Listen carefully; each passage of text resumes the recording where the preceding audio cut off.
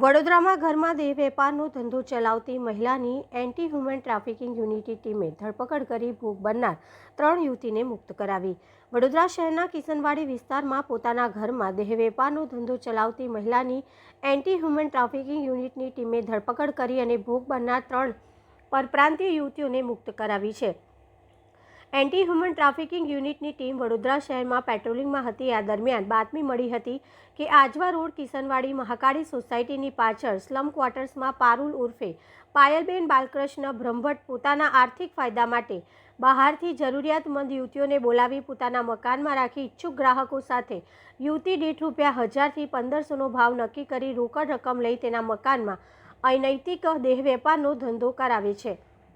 આ બાતમીના આધારે એન્ટી હ્યુમન ટ્રાફિકિંગ યુનિટની ટીમે આ જગ્યાએ પોલીસે રેડ કરીને સ્થળ પરથી ભોગ બનનાર 3 યુવતીઓ મળી આવતા તેઓને ત્યાંથી મુક્ત કરાવી અને દેહ વેપારનો ધંધો કરાવનાર આરોપી પારુલ ઉર્ફે પાયલબેન બાલકૃષ્ણ રહેઠાણ કબીર ચોક કિશનવાડી ગધેડા માર્કેટ વડોદરા સામે પાણીગેટ પોલીસ સ્ટેશનમાં ધી ઇમરોલ ટ્રાફિક પ્રિવેન્શન એક્ટ સને 1956ની કલમ 3, 4, 5 મુજબની ફરિયાદ દાખલ કરાવડાવી કાયદેસરની કાર્યવાહી હાથ ધરી છે।